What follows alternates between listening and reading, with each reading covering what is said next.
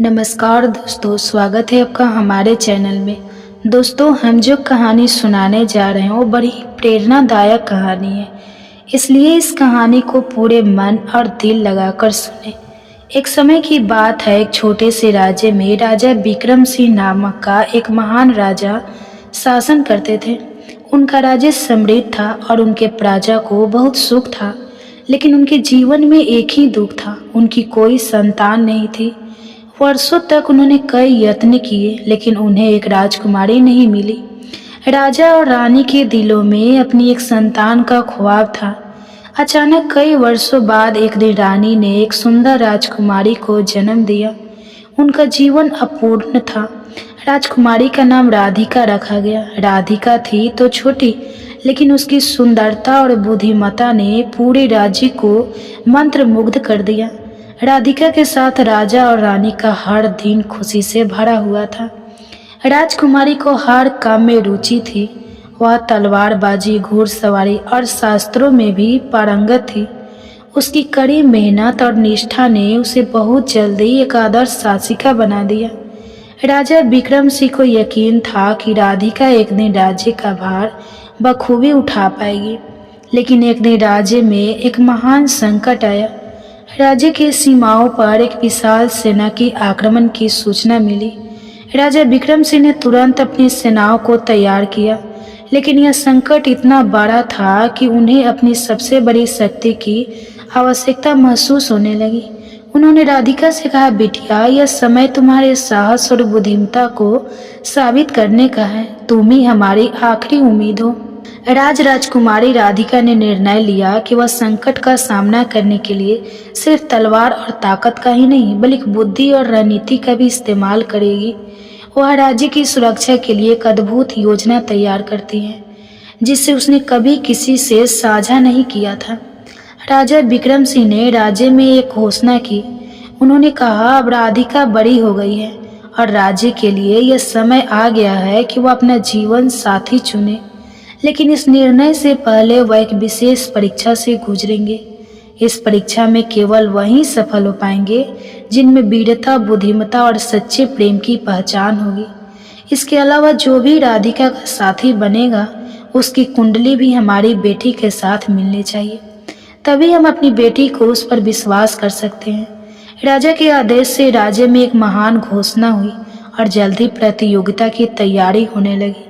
पूरे राज्य के राजकुमारों और साहसी युवकों ने इस चुनौती को स्वीकार किया। यह सिर्फ एक सामान्य शारीरिक युद्ध नहीं था, बल्कि इसमें मानसिक और नैतिक चुनौतियां भी थी। राधिका को यह परीक्षा खुद तय करनी थी और वह चाहती थी कि यह परीक्षा सच्चाई, परिश्रम और निष्ठा की। राजकुमारी राधिका ने शर्तें रखी, जो भी इस परीक्षा को पार करेगा वह न केवल मुझे जीतने का हकदार होगा, बल्कि उसे साबित करना होगा कि वह मेरे जीवन का साथी बन सकता है। केवल बाहरी ताकत और शोषबाजी नहीं, बल्कि उसकी आंतरिक शक्ति और नीतिपूर्ण सोच भी महत्वपूर्ण होगी। इस घोषणा के बाद राज्य भर में हलचल मच गई। राधिका की परीक्षा के लिए राजकुमार और नायक तैयार हो गए। हर कोई यह जानना चाहता था कि आखिरकार कौन राधिका का जीवन साथी बनेगा, लेकिन राधिका ने मन ही मन तय कर लिया था। वह किसी भी शख्स को सिर्फ उसके बाहरी रूप या शक्ति के आधार पर नहीं चुनेगी, बल्कि उसकी असली पहचान, उसकी सच्चाई और उसके दिल की नीयत को समझने के बाद ही कोई फैसला लेगी। इस बीच राधिका की परीक्षा के लिए तैयारियां शुरू हो गई। क्या वह सच में ऐसे किसी शख्स को ढूंढ पाएगी जो उसकी उम्मीदों पर खरा उतरेगा? यह सवाल हर किसी के मन में था और राधिका के लिए यह परीक्षा केवल एक राज्य के भविष्य का निर्णय नहीं था, बल्कि उसके अपने जीवन का भी सबसे बड़ा मोड़ था। राजकुमारों ने एक एक करके राधिका की परीक्षा में भाग लिया। यह परीक्षा न केवल शारीरिक ताकत, बल्कि मानसिक योग्यता, नैतिकता और प्रेम की वास्तविकता को परखने वाली थी। राधिका की दृष्टि बहुत गहरी थी और उसने यह सुनिश्चित किया था कि केवल बाहरी दिखाव या शारीरिक क्षमता से ज़्यादा महत्वपूर्ण व्यक्ति का आंतरिक बल और सच्चाई होनी चाहिए। पहला राजकुमार अरविंद एक शक्तिशाली योद्धा था। उसने परीक्षा के शारीरिक हिस्से में शानदार प्रदर्शन किया। उसकी ताकत और कर्तव्य निष्ठा से हर कोई प्रभावित था। लेकिन जब राधिका ने उसकी कुंडली का मिलान किया तो एक बड़ा दोष पाया। उसकी कुंडली में एक अशुभ योग था जो राधिका के जीवन के लिए खतरे का संदेश दे रहा था। इतना राधिका ने उसे अस्वीकार कर दिया। दूसरा राजकुमार चंद्र भी परीक्षा में शामिल हुआ। वह एक होशियार और दयालु युवक था जो राज्य के लिए कई अच्छे कार्य कर चुका था। उसकी शारीरिक और मानसिक शक्ति में कोई कमी नहीं थी। लेकिन राधिका ने उसकी कुंडली का मिलान किया और देखा कि उसमें कोई बड़ा दोष नहीं था, लेकिन उसकी इच्छाएं और स्वार्थी विचार उसकी निष्ठा को कमजोर कर रहे थे। राधिका ने सोचा यह युवक भले ही बाहरी तौर पर अच्छा हो, लेकिन उसकी आंतरिक अच्छाई की कमी है, इसलिए वह भी अस्वीकार हो गया। फिर एक और राजकुमार समीर ने परीक्षा दी। वह न केवल बाहरी रूप से आकर्षक था, बल्कि उसकी सोच और दृष्टिकोण भी बहुत सकारात्मक थे। उसने परीक्षा के सभी हिस्से अच्छे से पास किए, लेकिन उसकी कुंडली में कुछ ऐसा था जो राधिका को संतुष्ट नहीं कर पाया। उसके ग्रहों का मिलान राधिका के जीवन के लिए कोई शुभ संकेत नहीं दे रहा था और इसलिए उसे भी अस्वीकार कर दिया गया। इसके बाद कई अन्य राजकुमारों ने परीक्षा दी। कुछ ने शारीरिक परीक्षा में अच्छा प्रदर्शन किया, लेकिन उनके व्यक्तित्व में कोई खास बात नहीं थी। कुछ ने परीक्षा में पूरी तरह से असफल हो गए। हर बार राधिका की उम्मीदें टूटती और उसकी नज़रों में एक सवाल उठता, क्या कोई ऐसा व्यक्ति है जो इस परीक्षा को पूरी तरह से पार कर पाएगा और जिसकी कुंडली भी उसके जीवन से मेल खाती हो। इस दौरान राधिका ने यह महसूस किया कि शायद इस परीक्षा का असली उद्देश्य उसे किसी व्यक्ति से नहीं, बल्कि खुद के सच्चे संबंध और खुद के आंतरिक बल को जानने का है। इस कठिन यात्रा में वो अपने दिल की आवाज़ सुनने लगी थी। अर्जुन, जो राज्य के एक छोटे से गांव से आया था, राधिका की परीक्षा में भाग लेने के लिए उत्साहित था, लेकिन उसके पास राजकुमारों जैसी किसी विशेष शक्ति या ऐश्वर्य की उम्मीद नहीं थी। वह एक साधारण युवक था जिसका दिल और सोच परिष्कृत थी। अर्जुन का विश्वास था कि सच्ची ताकत न केवल शारीरिक बल में, बल्कि दिल और आत्मा की पवित्रता में होती है। अर्जुन ने बिना किसी शोर शराबे के शांत चित्त होकर पूरी परीक्षा को पार किया। उसकी हर चाल सोच समझकर सटीक था। राधिका ने महसूस किया कि अर्जुन की परीक्षा के दौरान दिखाए गए कौशल में गहरी समझ और नैतिकता थी। उसका आचरण और दृष्टिकोण बाकी राजकुमारों से बिल्कुल अलग था। अब बारी थी उसकी कुंडली के मिलान की। राधिका ने उसे ध्यान से देखा और फिर अपने ज्योतिषियों से उसकी कुंडली का मिलान करवाया। जैसे ही ज्योतिषियों ने अर्जुन की कुंडली का अध्ययन किया, वे चौंक गए। अर्जुन की कुंडली में कोई दोष नहीं था, बल्कि वह राधिका की कुंडली से पूरी तरह मेल खा रही थी। ग्रहों और नक्षत्रों की स्थिति और उनके रिश्ते में इतनी सामंजस्य थी कि यह एक दुर्लभ योग था। राधिका को विश्वास ही नहीं हो रहा था क्योंकि वह इस तरह का मिलान कभी नहीं सोच सकती थी। राधिका ने पहले तो इसे सुयोग समझा, लेकिन जब उसने फिर से कुंडली का गहराई से विश्लेषण किया तो उसने महसूस किया कि यह केवल एक संयोग नहीं था, बल्कि गहरी और दिव्य साक्षात्कार था। अर्जुन का व्यक्तित्व और उसकी कुंडली दोनों ही राधिका के जीवन के लिए एक आदर्श जोड़ी की तरह थे।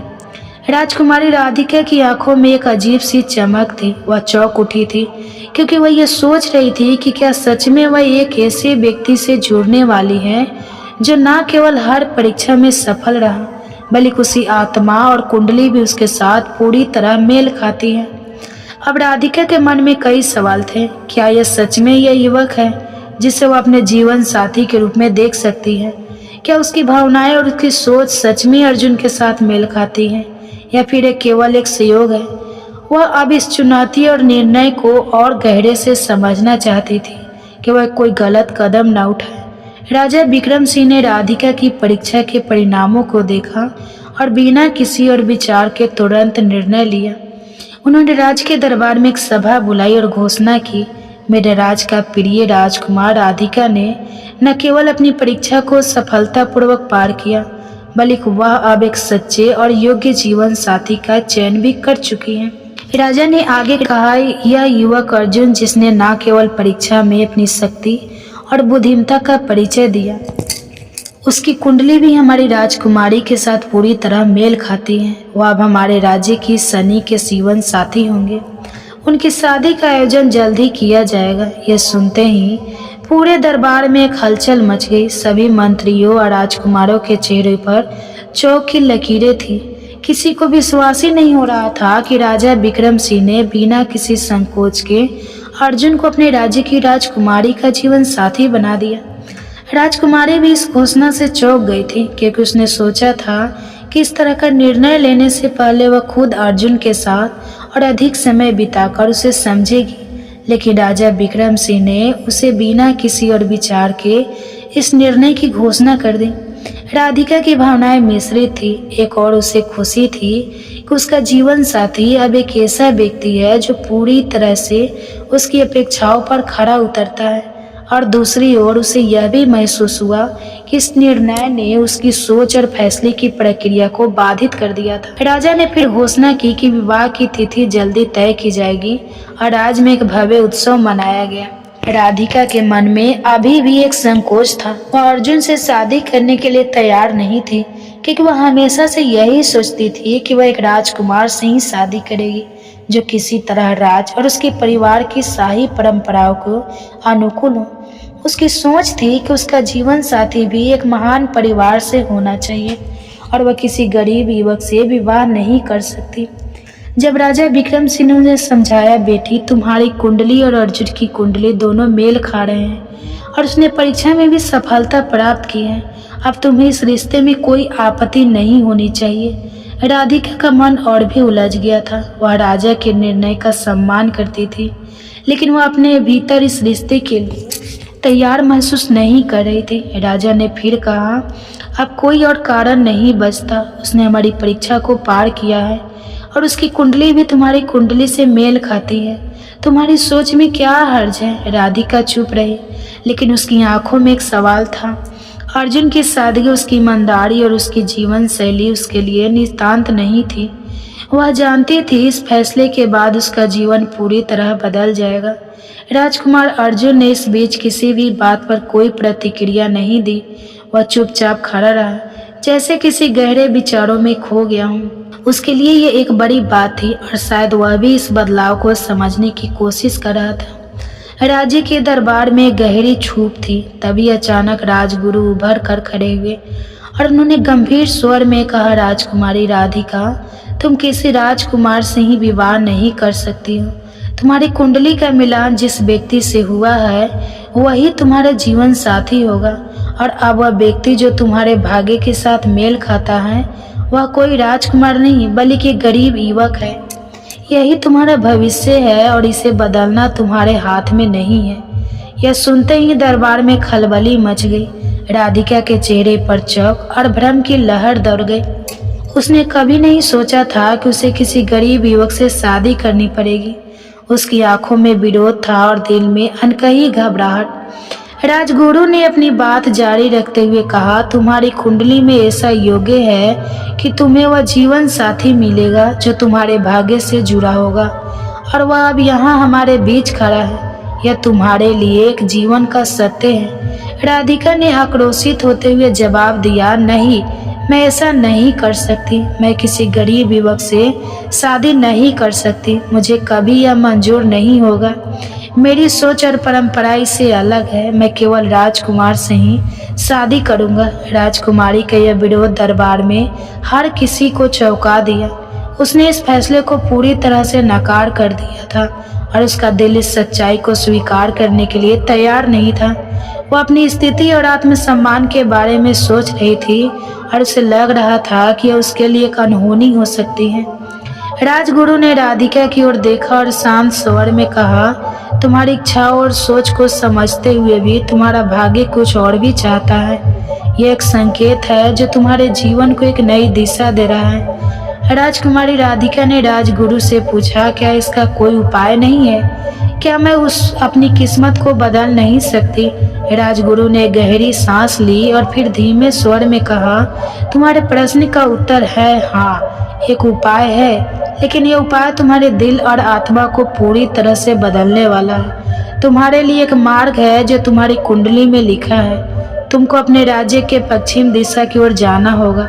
वहाँ एक युवक मिलेगा जो हमारे साथ जीवन बिताने के लिए भाग्य में लिखा है। राजगुरु ने राधिका की आंखों में गहरी नजर से देखा और कहा, यह एक दिव्य योग है और इसे स्वीकार करना होगा। वहाँ उस युवक के साथ तुम अपना जीवन बिताओगी और यही तुम्हारा भाग्य है। राजकुमारी राधिका चुप हो गई। उसकी सोच में उथल पुथल मच रही थी। यह मार्ग जो राजगुरु ने बताया था उसके लिए पूरी तरह नया था। उसे ये स्वीकार करना मुश्किल हो रहा था कि उसकी शादी किसी गरीब युवक से होगी, लेकिन अब उसे यह भी महसूस हो रहा था कि शायद ये उसकी किस्मत का हिस्सा है। क्या कोई और रास्ता नहीं है? राधिका ने लगभग खुद से ही पूछा, लेकिन राजगुरु ने सिर झुकाते हुए कहा, यह तुम्हारा एकमात्र रास्ता है।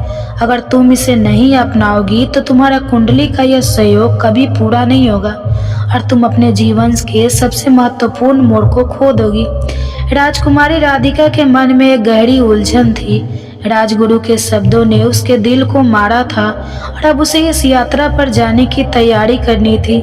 वह जानती थी कि उसे अपनी सोच और परंपराओं को बदलने का समय आ चुका था, लेकिन उसके दिल में यह स्वीकार करना अभी भी बहुत कठिन था।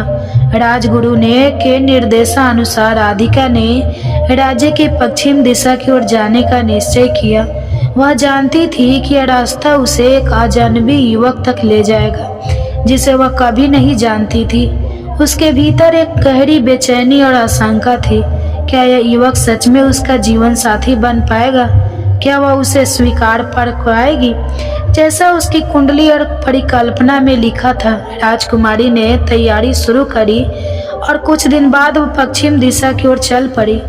उसकी आंखों में कई सवाल थे और कदमों में अनिश्चितता। उसे नहीं पता था कि उसकी मंजिल कहाँ होगी और उस युवक से वह कैसे मिलेगी जो उसके भाग्य से जुड़ा था। सफर के दौरान राधिका को कई विचार आए। वह सोचने लगी कि क्या यह उसके लिए सही रास्ता है, क्या वह किसी अजनबी के साथ अपना जीवन बिता सकती है। लेकिन अंततः उसे यह महसूस हुआ कि उसके लिए यह एक कदम था जो उसे अपने भाग्य को समझने और स्वीकार करने के लिए उठाना था। कुछ दिनों बाद राधिका एक छोटे से गांव में पहुंची जो राज्य के पश्चिमी सीमा के पास था। वहां उसे एक साधारण सा युवक दिखा जो खेतों में काम कर रहा था। उसकी नजरें राधिका से मिली और राधिका का दिल एक अजीब सी धड़कन महसूस हुआ। यह वही युवक था जिससे उसकी कुंडली और परीक्षा में मिलाने का संदेश आया था। वही युवक जिसे राजगुरु ने बताया था और जिसे वह भाग्य से मिलकर अपना जीवन साथी बनाएगी। यह युवक कोई और नहीं बल्कि वही अर्जुन था जिसके साथ उसकी कुंडली और परीक्षा का मिलान हुआ था। वह साधारण सी जिंदगी जीने वाला युवक जो कभी एक राजकुमारी नहीं बन सका, लेकिन उसके निष्ठा और सच्चाई ने राधिका के भाग्य को अपना रास्ता दिखा दिया था। राजकुमारी राधिका के मन में यह सवाल अब भी था, क्या वह सच में अर्जुन के साथ अपना जीवन बिता पाएगी? क्या उसकी किस्मत उसे उसी युवक को जोड़ने के लिए तैयार थी जिसकी सादगी और ईमानदारी ने उसे इस नए मोड़ तक पहुंचाया था? राधिका ने अर्जुन को देखा और उसके मन में एक तूफान सा उमड़ रहा था। वह व्यक्ति जो कभी एक साधारण किसान था आज उसके भाग्य से जुड़ा हुआ था। राधिका की आंखों में आश्चर्य था और दिल में एक अजीब सी उलझन। वह सोच रही थी, यह वही युवक है जिसकी कुंडली और मेरी कुंडली मेल खाती है। क्या यह वही है जिसके साथ मुझे अपना जीवन बिताना है? अर्जुन ने राधिका की आंखों में देखा और कुछ पल के लिए दोनों की नजरें एक दूसरे से जुड़ी। अर्जुन की आंखों में कोई अहंकार या अभिमान नहीं था, बल्कि गहरी सादगी और संपन्न था। वह बस वही खड़ा था जैसे उसने कभी किसी बड़े अवसर या राज्य का हिस्सा बनने का सपना नहीं देखा था। उसकी जिंदगी में बस एक उद्देश्य था, अपनी मेहनत और सच्चाई से अपनी राह बनाना। राधिका ने महसूस किया कि यह युवक न केवल बाहरी तौर पर साधारण था, बल्कि उसकी आंतरिक दुनिया भी कुछ बहुत ही अलग थी। वह शाही परिवार और राजसी ठाठ बाट से दूर एक सामान्य जीवन जी रहा था, लेकिन फिर भी उसमें एक ऐसी शक्ति थी जो राधिका के दिल को छू रही थी। कुछ समय तक चुप रहने के बाद अर्जुन ने धीरे से कहा, राजकुमारी, मुझे नहीं पता था कि एक दिन हमारे रास्ते इस तरह मिलेंगे। मैं एक साधारण व्यक्ति हूँ, लेकिन अगर आपके भाग्य में यही लिखा है तो मैं स्वीकार करता हूँ। राधिका ने गहरी सांस ली और कहा, मैंने कभी नहीं सोचा था कि मेरी शादी किसी ऐसे व्यक्ति से होगा जो राजकुमार नहीं है, लेकिन अब यह सत्य सामने है। क्या मैं सच में इस जीवन को स्वीकार कर सकती हूँ? अर्जुन ने सिर झुका लिया, फिर उसकी आंखों में एक अजीब सी चुप्पी सी थी, जैसे वह राधिका की उलझन समझ रहा हो, लेकिन साथ ही वह किसी भी प्रकार के दबाव से दूर था। राधिका के दिल में एक हलचल सी हो रही थी। उसे इस निर्णय को अपने मन से पूरी तरह स्वीकार करना होगा, क्योंकि वह जानती थी कि सिर्फ उसका भाग्य नहीं बल्कि उसका जीवन था। उसे इस राह को अपनाने के लिए अपनी सोच और परंपराओं से बाहर आना होगा। राजगुरु के शब्द उसके कानों में गूंज रहे थे, जो तुम्हारी कुंडली से मेल खाता है वही तुम्हारा साथी है। अब राधिका को यह सवाल खड़ा हो रहा था, क्या वह सच में अर्जुन के साथ अपना जीवन बिताने के लिए तैयार है? यह समय था जब राधिका को अपने भीतर की आवाज सुननी थी और यह तय करना था कि क्या वह इस नए रास्ते पर चलने के लिए तैयार है। राधिका ने अर्जुन की ओर देखा और उसे महसूस हुआ कि उसके मन में कुछ बदल रहा था। वह व्यक्ति जो कभी केवल एक गरीब युवक था, अब उसके जीवन का हिस्सा बनने वाला था। उसकी आंखों में एक विचित्र सा संयम था और उसकी मुस्कान में गहरी सादगी थी, जो राधिका को धीरे धीरे उस पर विश्वास करने के लिए प्रेरित कर रही थी। अर्जुन ने कुछ पल के बाद कहा, राजकुमारी, मुझे कोई राजसी जीवन या महल का मोह नहीं है। मैं तो बस चाहता हूँ कि मैं अपने जीवन को एक उद्देश्यपूर्ण तरीके से जीऊँ, और अगर मेरा भाग्य यही है तो मैं इसे पूरी निष्ठा से स्वीकार करता हूँ। राधिका के दिल में एक गहरी सोच का तूफान था। वह जानती थी कि यह निर्णय उसकी जिंदगी का सबसे बड़ा निर्णय था। उसे एक साधारण व्यक्ति के साथ अपना जीवन बिताने का खतरा उठाना था, लेकिन क्या वह अपनी परंपराओं और सोच के बदलने के तैयार थी? क्या मैं सच में इस रास्ते पर चलने के लिए तैयार हूँ? राधिका ने खुद से पूछा। एक उसकी शाही पहचान थी और दूसरी ओर अर्जुन की साधारण थी। क्या वो इस साधारण युवक को अपना जीवन साथी बना सकती थी, जिसे उसने पहले कभी नहीं सोचा था? तभी राधिका की आंखों में एक हल्की सी चमक आई। उसे एहसास हुआ कि शायद उसका जीवन सिर्फ शाही परिवार से नहीं जुड़ा था, बल्कि अपने दिल की सच्चाई से था। उसे अपने दिल को सुननी थी और स्वीकार करना था कि अर्जुन वह व्यक्ति था जो उसकी कुंडली के अनुसार उसकी सच्ची जोड़ी थी। अर्जुन वह व्यक्ति था जो उसकी कुंडली के अनुसार उसकी सच्ची जोड़ी थी। अर्जुन, राधिका ने नर्म स्वर में कहा, मैं जानती हूँ कि सफर मेरे लिए बहुत कठिन है, लेकिन अगर यह मेरे भाग्य में है तो मैं इसे स्वीकार करने के लिए तैयार हूँ। अर्जुन की आंखों में एक संतोष की लहर दौड़ी। राजकुमारी, अगर तुम ये निर्णय ले चुकी हो तो मैं तुम्हारे साथ हर कदम पर हूँ। अब राधिका ने महसूस किया कि यह केवल एक शाही शादी नहीं थी, बल्कि एक सच्चे और अस्थायी रिश्ते की शुरुआत थी। उसका दिल अब अर्जुन के लिए खुल चुका था और वह जानती थी कि चाहे कितना भी कठिन हो, यह निर्णय उसे अपने भाग्य के करीब ले जाएगा। राधिका के मन में एक नया साहस जाग चुका था। उसने महसूस किया कि अर्जुन के साथ अपना जीवन बिताना केवल एक राजसी विवाह नहीं, बल्कि सच्चे प्रेम और समझ का संबंध होगा। वह जानती थी कि उसे अपनी पुरानी सोच और परंपराओं से बाहर आकर यह निर्णय लेना होगा, लेकिन अब उसका मन इस रिश्ते को स्वीकार करने के लिए पूरी तरह तैयार था। राधिका ने गहरी सांस ली और अर्जुन की ओर देखा।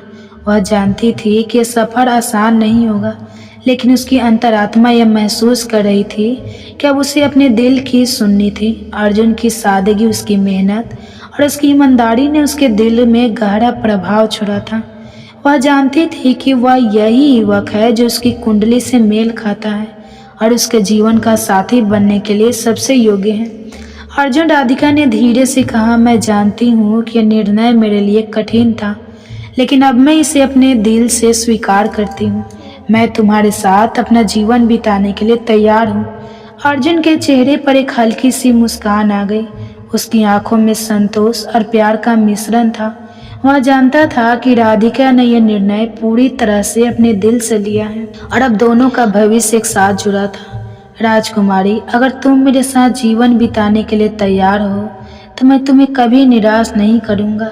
हम दोनों मिलकर एक नया जीवन शुरू करेंगे और चाहे कि जितनी भी कठिनाइयाँ आए मैं तुम्हारे साथ हर कदम पर रहूँगा। अर्जुन ने कहा। राधिका ने सिर झुकाकर उसे अपनी स्वीकृति दी और दोनों के बीच एक मजबूत बंधन का निर्माण हुआ। अब राधिका के मन में कोई संकोच या डर नहीं था। वह जानती थी कि उनका भाग्य था और वह अर्जुन के साथ एक नया जीवन शुरू करने के लिए तैयार थी। राधिका और अर्जुन के बीच अब एक गहरा संबंध बन चुका था। राधिका ने अपने दिल की सुनकर यह निर्णय लिया था और अर्जुन ने उसे हर कदम पर अपना साथ देने का वादा किया था। दोनों के मन में एक अनूठी समझ और प्रेम था जो उन्हें एक दूसरे के और करीब ले जा रहा था। समय बाद राधिका और अर्जुन ने राज्य के पश्चिम दिशा की ओर एक नए जीवन की शुरुआत करने का निश्चय किया। राधिका ने शाही जीवन की संपूर्णता को छोड़कर एक साधारण जीवन जीने का निर्णय लिया था, लेकिन उसे महसूस हुआ कि इस जीवन में सच्चाई और संतुष्टि की पूरी संभावना थी। वह रास्ता जो उसने चुना था वह आसान नहीं था, लेकिन अब राधिका को यह समझ में आ गया था कि जीवन का असली सुख और प्रेम सिर्फ महलों में नहीं बल्कि साधारण में छिपा होता है। अर्जुन के साथ उसकी यात्रा केवल एक शाही शादी नहीं बल्कि आत्मिक संतुष्टि का सफर बन चुकी थी। अर्जुन ने हमेशा राधिका को यह यकीन दिलाया था कि दोनों का जीवन चाहे जैसा भी हो वह एक दूसरे के साथ मिलकर हर मूल्य का सामना करेंगे। राधिका को यह एहसास हुआ कि जीवन में सिर्फ बाहरी ठाट बाट से अधिक महत्वपूर्ण प्यार, ईमानदारी और विश्वास है। कुछ महीने बाद राधिका और अर्जुन की शादी संपन्न हुई। यह शादी सिर्फ एक सांस्कृतिक परंपरा नहीं थी बल्कि दो दिलों का मिलन था। राधिका ने अपने पुराने विश्वासों और रिवाजों को छोड़कर एक नई दिशा में कदम रखा था और अब वह अर्जुन के साथ एक नया जीवन शुरू करने के लिए पूरी तरह तैयार थी। राज्य के लोग भी और अर्जुन की शादी के सम्मान से देखने लगे क्योंकि यह एक सच्चे प्रेम की मिसाल बन चुकी थी। राधिका ने यह समझ लिया था कि एक सच्चा साथी वह होता है जो दिल से जुड़ा हो और अर्जुन ने उसे वह सब कुछ दिया था जिसका उसे तलाश थी। राधिका और अर्जुन ने एक साथ अपना जीवन शुरू किया, एक साधारण लेकिन प्रेम से भरी जिंदगी जहाँ किसी भी प्रकार की बड़ाई या ठाट बाट की आवश्यकता। राज्य के लोग उन्हें देखकर हैरान होते थे, लेकिन धीरे धीरे सबने उनकी सच्ची और ईमानदार जिंदगी को स्वीकार कर लिया। अर्जुन और राधिका का जीवन अब सादगी में बसा हुआ था। उन्होंने मेहनत, समझ और एक दूसरे के साथ विश्वास से एक ऐसा रिश्ता बनाया था जो न केवल उनके लिए बल्कि राज्य के लिए भी एक आदर्श बन गया था। राधिका को यह एहसास हुआ कि असली रियलिटी सिर्फ महलों में नहीं बल्कि दिलों में होती है। कुछ समय बाद राज्य में शांति और समृद्धि का द्वार आया। राधिका और अर्जुन ने मिलकर न केवल अपने राज्य को संजीवनी दी बल्कि अपने प्रेम और सहयोग से समाज में बदलाव भी लाया। उनका जीवन सच्ची प्रेम और साझेदार का उदाहरण बन गया, जहाँ केवल धन और वर्ग का महत्व नहीं था बल्कि मानवता और सच्चाई थी। इस प्रकार राधिका और अर्जुन का जीवन खुशहाल और संतुष्टिपूर्ण बन गया और उनकी कहानी एक प्रेरणा बन गई कि प्रेम और कड़ी मेहनत से हर चुनौती को पार किया जा सकता था। गुजरात के एक पवित्र स्थान पर स्थित है चिड़िया वाली बूढ़ी माँ का मंदिर, जिसकी कहानी आस्था और भक्ति की मिसाल है। यह कथा एक वृद्ध बूढ़ी माँ और दो छोटे गौरैया पक्षियों की भक्ति पर आधारित है। गांव में एक वृद्धा रहती थी जिसे सब बूढ़ी माँ कहकर बुलाते थे। उनकी कोई संतान नहीं थी इसलिए, लेकिन उनका जीवन पक्षियों और अन्य प्राणियों की सेवा में बीतता था। हर सुबह वह अपने घर की छत पर दाना पानी रखती जिससे पक्षी वहां आकर भोजन करते। उनमें से गौरैया और उसका साथी रोज वहां दाना चुगने आते और फिर शिव मंदिर में जाकर भोलेनाथ की भक्ति में लीन हो जाते। यह उनकी दिनचर्या थी, सुबह शाम शिव आराधना करना और फिर भोजन के लिए बूढ़ी माँ के घर आना। गौरैया का यह जोड़ा भोलेनाथ की इतनी भक्ति करता था कि मंदिर की आरती में घंटों बैठे रहते, भजन सुनते और मंदिर के कोने में ध्यान लगाकर बैठते। उन्हें इस संसार की कोई चिंता नहीं थी, न खाने की न पीने की, बस महादेव के चरणों में ध्यान लगाकर रहना ही उनकी पूजा थी। बूढ़ी माँ की बीमारी और गौरैया का दुख, समय बीता गया और बूढ़ी माँ वृद्ध होती गई। एक दिन अचानक वो बीमार पड़ गए। कोई संतान या परिवारजन न होने के कारण उनकी देखभाल करने वाला कोई नहीं था। कमजोरी के कारण वह अपनी छत पर दाना पानी नहीं रख पाई। जब गौरैया और उसका साथी वहां पहुंचे तो छत खाली थी, न दाना था न पानी। उन्हें चिंता हुई कि बूढ़ी माँ कहाँ चली गई। कई दिन बीत गए लेकिन छत पर कुछ नहीं रखा गया।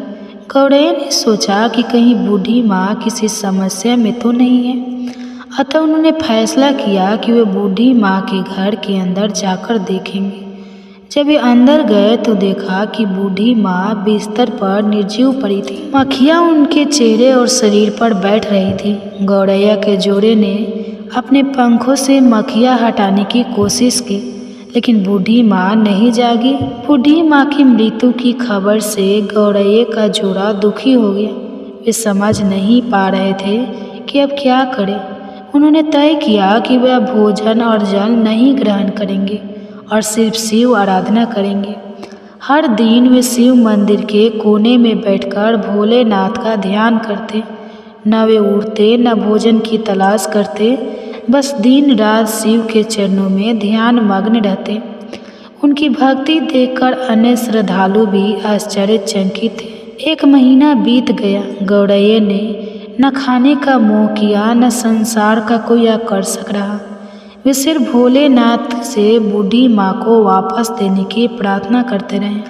आखिरकार महादेव प्रकट हुए। भोलेनाथ ने दोनों पक्षियों से कहा, मैं तुम्हारी भक्ति से अत्यंत प्रसन्न हूँ। तुम्हारी इतनी गहरी श्रद्धा देखी कि मैं तुम्हारी हर इच्छा पूरी करने को तैयार हूँ। मांगो, क्या वरदान चाहिए? गौरैया ने हाथ जोड़कर प्रार्थना की, हे प्रभु, हमें कुछ नहीं चाहिए, बस हमें हमारी बूढ़ी माँ चाहिए। वह हमारे लिए माता समान थी। हमने उनकी ममता को महसूस किया है। हमें बस उन्हें जीवन दान दीजिए। महादेव कुछ क्षण शांत रहे और फिर बोले, लेकिन बूढ़ी माँ का शरीर अब नष्ट हो चुका है। उसमें कीड़े लग चुके हैं। अब उन्हें जीवित करना संभव नहीं है। गौरैया और उसका साथी महादेव से बोले, हे प्रभु, आपने कहा था कि जो भी हम मांगेंगे वह मिलेगा। अगर आप अपने वचन से पीछे हटते हैं तो हमारी भक्ति व्यर्थ हो जाएगी। महादेव मुस्कुराए और कहा, तुम्हारी भक्ति इतनी अखंड और निस्वार्थ है कि मैं आपके वचन से पीछे नहीं हट सकता। ठीक है, बूढ़ी माँ को मैं नया जीवन देता हूँ। महादेव ने अपनी त्रिनेत्र की शक्ति से बूढ़ी माँ को पुनः जीवित कर दिया। बूढ़ी माँ ने आंखें खोली। वह आश्चर्यचकित थी कि वे कैसे जीवित हो गए।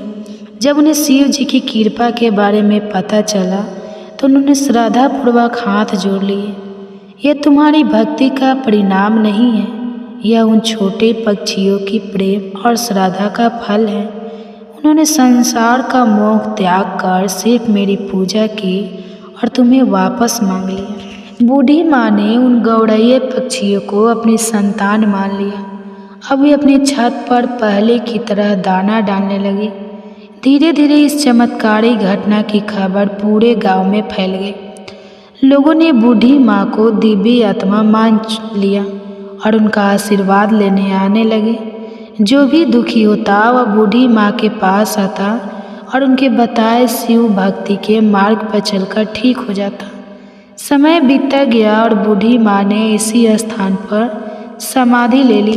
बाद में गांव वालों ने उनकी याद में चिड़िया वाली बूढ़ी माँ का मंदिर बनवाया। यह मंदिर आज भी गुजरात में स्थित है। इस कथा से हमें यह सीख मिलती है कि निस्वार्थ प्रेम और भक्ति में अपार शक्ति होती है। सच्चे मन से की गई भक्ति कभी व्यर्थ नहीं जाती। भगवान अपने भक्तों की श्रद्धा को व्यर्थ नहीं जाने देते। कभी भी अपने जीवन में दूसरों पर पूरी तरह निर्भर ना रहे, स्वयं को आत्मनिर्भर बनाएं। दुख के समय भगवान का ध्यान हमें सबसे अधिक शक्ति देता है। आज भी जो भक्त इस मंदिर में आकर श्रद्धा से पूजा करते हैं, उनकी सारी मनोकामनाएं पूर्ण होती हैं। कहा जाता है कि इस स्थान पर आकर जो भी भक्ति करता है उसकी हर समस्या महादेव स्वयं हल कर देते हैं। इसलिए सच्ची श्रद्धा और आस्था बनाए रखें, क्योंकि भगवान हर भक्त की पुकार अवश्य सुनते हैं। तो ये कहानी थी बूढ़ी माँ और गौरैया की। आपको कैसी लगी कमेंट्स करके ज़रूर बताएं। एक छोटे से गांव में अर्जुन नाम का एक गरीब युवक रहता था। वह अनाथ था और अपनी छोटी सी झोपड़ी में अकेला रहता था। अर्जुन ईमानदार, मेहनती और दयालु था, लेकिन गरीबी उसकी सबसे बड़ी चुनौती थी। गांव के लोग उसे पसंद करते थे, लेकिन कोई उसकी मदद करने के लिए आगे नहीं आता था। एक दिन अर्जुन जंगल में लकड़ियां काटने गया। काम करते करते उसने एक सुनहरी चमक देखी। पास जाकर उसने देखा कि एक सुंदर सोने की चिड़िया पेड़ की डाल पर बैठी है। चिड़िया इतनी अनोखी थी कि उसके हर एक पंख सोने का था। अर्जुन ने कभी ऐसा पक्षी नहीं देखा था। अर्जुन ने चिड़िया से पूछा, तुम कौन हो और यहाँ क्यों आई हो? चिड़िया मुस्कुरा कर बोली, मैं एक जादुई चिड़िया हूँ जो मेरे पास सच्चे दिल से आता है, मैं उसकी मदद करती हूँ। अर्जुन ने कहा, मैं गरीब हूँ, मेरे पास ना खाने के लिए पर्याप्त है और ना पहनने के लिए अच्छे कपड़े, क्या तुम मेरी मदद कर सकती हो? चिड़िया ने उसकी आंखों में झाँक कर उसकी सच्चाई देखी। उसने कहा, मैं तुम्हारी मदद जरूर करूँगी, लेकिन तुम्हें एक वादा करना होगा, तुम जो भी पाओगे उससे दूसरे के साथ साझा करोगे। अर्जुन ने तुरंत वादा कर दिया। चिड़िया ने अपने एक पंख को हिलाया और वह पंख जमीन पर गिर गया। वह पंख असली सोने का था। अर्जुन की खुशी का ठिकाना नहीं रहा। उसने चिड़िया का धन्यवाद किया और उस पंख को लेकर बाजार में बेच दिया। पंख बेचने से अर्जुन को काफ़ी पैसे मिल गए। उसने इन पैसों से अपने लिए खाना और कपड़े खरीदे, लेकिन उसने बाकी का पैसा गांव के गरीबों को बांट दिया। उसकी दयालुता की हर तरफ चर्चा होने लगी। कुछ दिनों बाद चिड़िया फिर से अर्जुन के पास आई।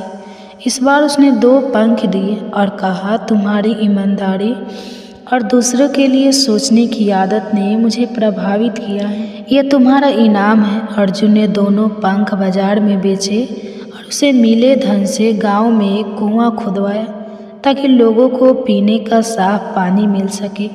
उसकी दरिया दिली के कारण पूरे गांव में लोग उसे आदर की नज़रों से देखने लगे।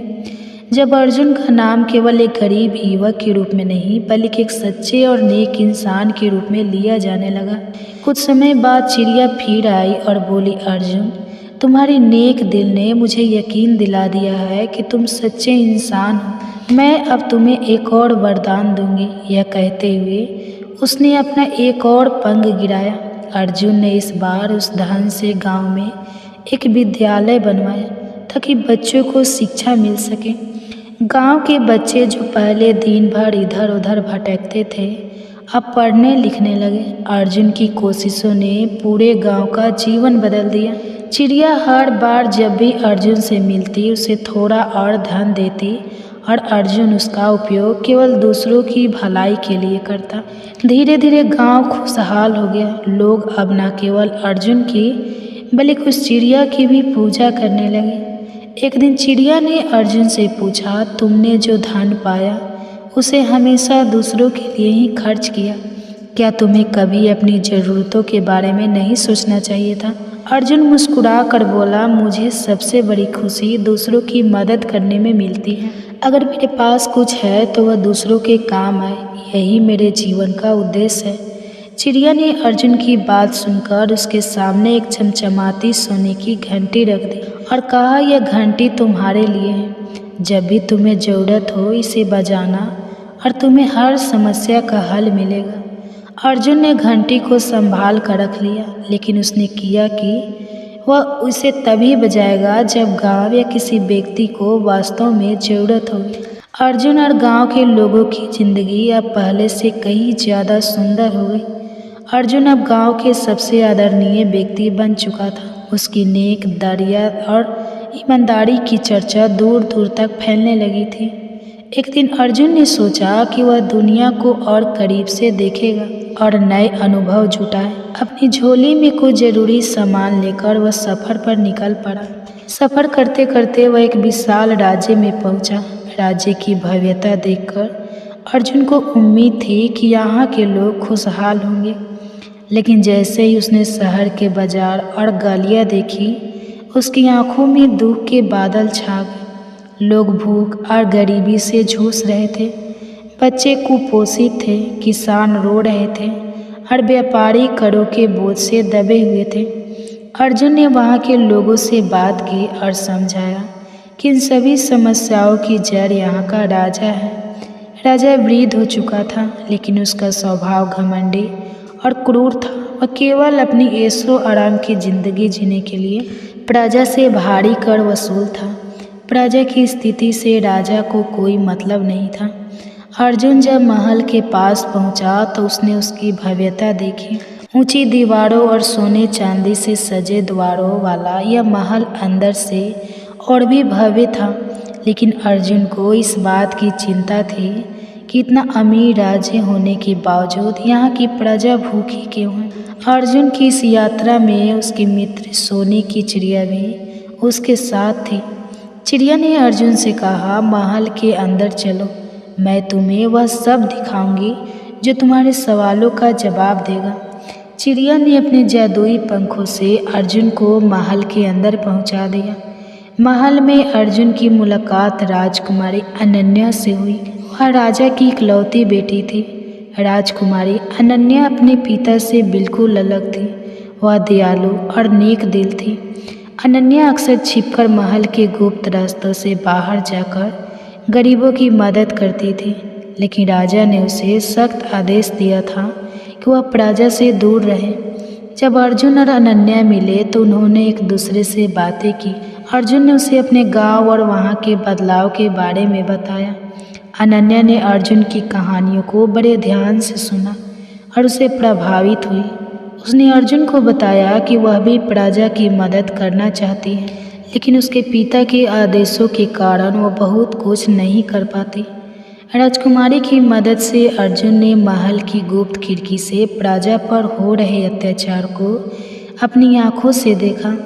राजा के सैनिक गांवों में जाकर जबरन कर वसूलते थे। अगर कोई गरीब व्यक्ति कर देने में असमर्थ होता तो उसे कठोर दंड दिया जाता। महिलाओं और बच्चों पर भी कोई दया नहीं होती। खेतों की फसलें जब्त कर ली जाती। अब प्रजा भूख से मरने लगती। राजा का सारा ध्यान सोने चांदी और अपनी शक्ति को बढ़ाने पर था। महल में उसने कई गुप्त कक्ष बनवा रखे थे, जहां वह अपना खजाना छिपा कर रखता था, लेकिन उसकी प्रजा की हालत दयनीय थी। सोने की चिड़िया ने अर्जुन से कहा, अब तुम्हें इन लोगों की मदद के लिए कुछ करना होगा। यह राजा अपनी प्रजा का भला कभी नहीं करेगा, लेकिन तुम्हारे जैसे साहसी और नेक व्यक्ति के लिए यह असंभव नहीं है। अर्जुन ने चिड़िया और राजकुमारी के साथ मिलकर एक योजना बनाई। राजकुमारी ने महल के अंदर की गुप्त रास्तों और खजानों के बारे में बताया। अर्जुन ने तय किया कि वह राजा की प्रजा को अनेक अधिकार दिलाएगा और राजा के अत्याचार का अंत करेगा। अर्जुन और राजकुमारी अनन्या ने महल के गुप्त रास्तों की जानकारी इकट्ठा की। राजकुमारी ने बताया कि राजा ने महल के तहखाने में एक विशाल खजाना छिपा रखा है। यह खजाना प्रजा से लूटे गए धन और वस्तुओं से भरा हुआ था, लेकिन इस खजाने तक पहुंचने के लिए कई खतरनाक पहरेदार जाल और दरवाजे थे। अर्जुन ने सोचा, यह खजाना प्रजा का है, इसे वापस उन्हीं को लौटाना होगा, लेकिन हमें सावधानी से काम करना होगा ताकि राजा को इसकी भनक ना लगे। सोने की चिड़िया ने अपनी जादुई पंखों से अर्जुन और अनन्या को महल के गुप्त तहखाने तक पहुंचाने में मदद की। उन्होंने देखा कि तहखाने में सोने चांदी के ढेर बहुमूल्य रत्न और अनगिनत अनमोल वस्तुएं पड़ी थी। अर्जुन को यह देखकर गुस्सा आया कि राजा प्रजा को भूखा और तंग रखकर खुद ऐसो कर रहा था। चिड़िया ने सुझाव दिया, इस खजाने को धीरे धीरे बाहर ले जाना होगा और इसे प्रजा तक पहुंचाना होगा, लेकिन हमें राजा को इस बारे में पता नहीं लगना देना चाहिए। अर्जुन और अनन्या ने खजाने का कुछ हिस्सा गुप्त रूप से प्रजा तक पहुंचाना शुरू किया। उन्होंने सबसे पहले उन किसानों की मदद की जिनके खेत बर्बाद हो गए थे। अनन्या ने अपनी सेविकाएं के जरिए ज़रूरतमंदों तक अनाज और धन पहुंचाया। धीरे धीरे प्रजा को लगने लगा कि कोई उनकी मदद कर रहा है। अर्जुन ने गाँव में जाकर लोगों को संगठित करना शुरू किया। उसने उन्हें सिखाया कि वे अपने अधिकारों के लिए लड़े और राजा के अत्याचार के खिलाफ खड़े हो। खजाने में हो रही कमी और प्रजा में बढ़ रही खुशहाली ने राजा को चिंता में डाल दिया। उसने अपने सैनिकों को आदेश दिया कि वे तहखाने और महल के हर कोने की तलाशी लें, लेकिन अर्जुन और अनन्या ने चिड़िया की मदद से हर बार सैनिकों को चकमा दिया। राजा को धीरे धीरे शक होने लगा कि कोई अंदर से उसे धोखा दे रहा है। उसने अपनी राजकुमारी पर भी नज़र रखने के लिए गुप्तचरों को तैनात कर दिया। एक दिन राजा ने अनन्या को अपने दरबार में बुलाया और उसे कड़े शब्दों में पूछा, क्या तुम मेरे खिलाफ साजिश कर रही हो? मुझे सच बताओ। अनन्या ने बहादुरी से जवाब दिया, पिताजी, यह खजाना आपका नहीं है, यह प्रजा का है। अगर आप प्रजा की सेवा नहीं कर सकते तो मुझे रोकने की कोशिश मत करें। राजा यह सुनकर आग बबूला हो गया और उसने अनन्या को महल के कक्ष में बंद करने का आदेश दिया। लेकिन अनन्या ने अर्जुन और चिड़िया के साथ पहले ही एक और योजना बना ली थी। अर्जुन ने चिड़िया की मदद से प्रजा को एकत्र किया और उन्हें राजा के खिलाफ खड़ा होने का साहस दिया। लोग अब समझ चुके थे कि अगर वे एकजुट होंगे तो अत्याचार को ख़त्म कर सकते हैं। अर्जुन ने प्रजा को एकजुट करने के लिए गांव-गांव जाकर लोगों से बात की। उसने बताया कि राजा के खजाने में जो धन है वह उन्हीं की मेहनत से लूटा गया है। प्रजा अब जाग चुकी थी। उन्होंने तय किया कि वे राजा के अत्याचार के खिलाफ खड़े होंगे। अर्जुन ने हर गांव से नौजवानों, किसानों और कारीगरों की एक सेना बनाई। राजकुमारी अनन्या जो महल में कैद थी, उसने अपने भरोसेमंद सेवकों के जरिए अर्जुन तक संदेश पहुंचाया। उसने महल की सुरक्षा और राजा की सेना की ताकत के बारे में महत्वपूर्ण जानकारियां दी। सोने की चिड़िया ने अपनी जादुई शक्तियों से अर्जुन को और मदद दी। एक रात अर्जुन ने राजा को एक आदेश भिजवाया, यह प्रजा अब तुम्हारे अत्याचारों को सहन नहीं करेगी। अगर तुमने अपनी क्रूरता नहीं छोड़ी और खजाना वापस नहीं लौटाया तो हम तुम्हारे खिलाफ खड़े होंगे। राजा इस संदेश को पढ़कर गुस्से से भर गया। उसने अपनी सेना को तैयार रहने का आदेश दिया। वह इस विद्रोह को कुचलने के लिए पूरी ताकत से हमला करने की योजना बनाने लगा। अर्जुन ने प्रजा की सेना को लड़ने की कला सिखाई। किसान जो अपने हल और दराती के आदी थे, अब हथियार उठाने लगे। गांव की महिलाएं भी इस संघर्ष में मदद करने के लिए आगे आई। वे सैनिकों के लिए खाना बनाती, घायलों की देखभाल करती और जाल तैयार करती।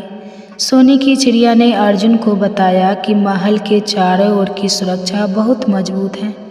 वहां पहुंचने के लिए उन्हें जंगल के गुप्त रास्तों का उपयोग करना होगा। अर्जुन ने इन रास्तों को खजाने के लिए कुछ भरोसेमंद लोगों को भेजा। राजा ने अपने सैनिकों को गांवों पर हमला करने के लिए भेजा ताकि विद्रोह को शुरुआत में ही कुचल दिया जाए।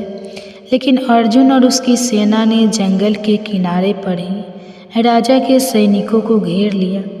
पहली लड़ाई में अर्जुन की सेना ने राजा की सेना को हराकर उनके हथियार छीन लिए। यह जीत प्रजा के लिए एक बड़ी प्रेरणा बनी। अब लोगों को यकीन हो गया था कि वे राजा को हराने में सक्षम हैं। कुछ ही दिनों बाद अर्जुन ने महल पर हमला करने की योजना बनाई। रात के अंधेरे में अर्जुन, अनन्या के सेवकों और प्रजा की सेना ने महल की ओर कूच किया। सोने की चिड़िया ने अपने जादुई पंखों से सैनिकों को छिपाने और दुश्मन को भ्रमित करने का काम किया। महल के गेट पर राजा के सैनिक तैनात थे। जैसे ही अर्जुन और उसकी सेना ने गेट पर दस्तक दी, एक बड़ा संघर्ष शुरू हो गया। अर्जुन ने अपने साथियों को अलग अलग दलों में बांटा था। एक दल ने मुख्य द्वार पर हमला किया, जबकि दूसरा दल महल के पीछे के गुप्त रास्तों से अंदर घुस गया। महल के अंदर घुसते ही अर्जुन और उसकी सेना का सामना राजा की विशेष सुरक्षा टुकड़ी से हुआ। यह लड़ाई बेहद कठिन थी। अर्जुन ने अपनी बहादुरी और नेतृत्व कौशल से सैनिकों का मनोबल बनाए रखा। राजकुमारी अनन्या जो अपने कक्ष में बंद थी, उसने अपने सेवकों की मदद से ताले तोड़ दिए और महल के अंदर विद्रोहियों के लिए रास्ता साफ करने लगे। राजा ने खुद अपनी तलवार उठाई और अपनी सेना के साथ महल के मुख्य कक्ष में अर्जुन का सामना किया।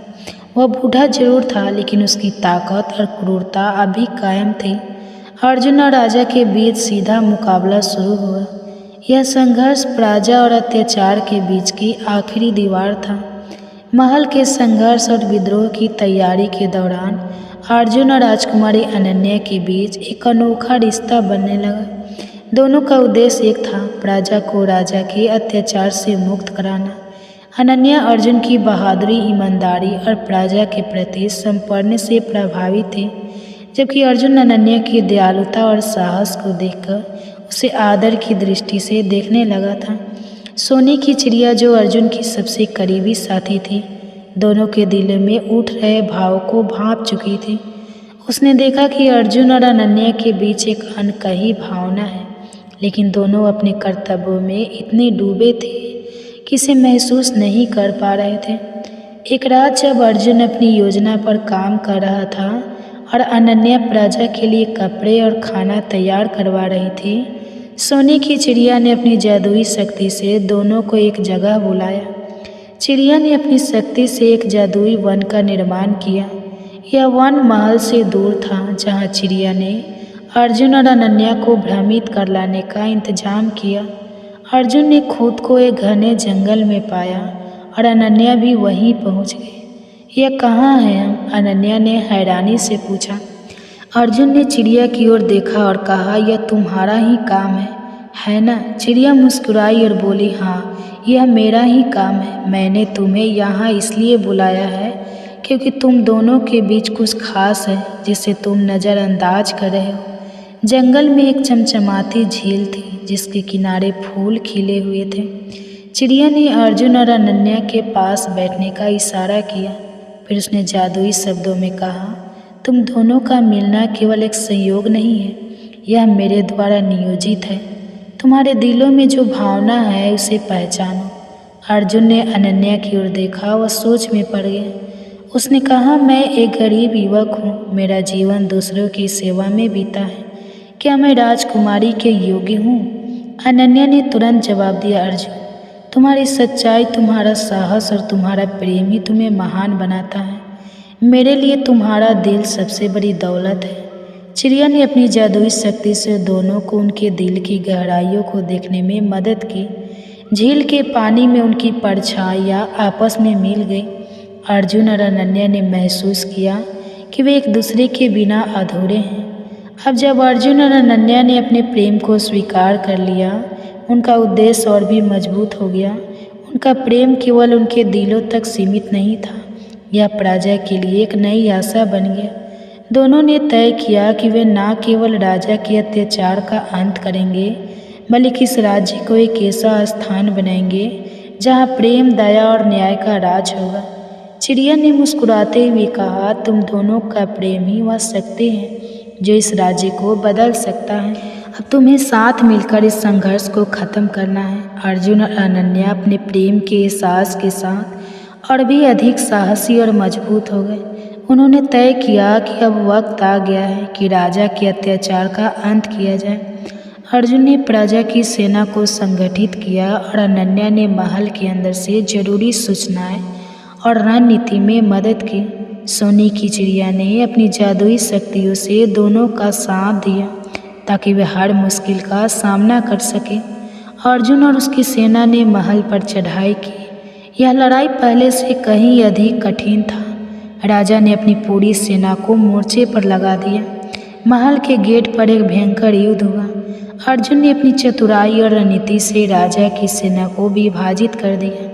महल के भीतर अनन्या ने अपनी सेविकाओं और गुप्त समर्थकों के साथ अंदरूनी सुरक्षा को कमजोर कर दिया।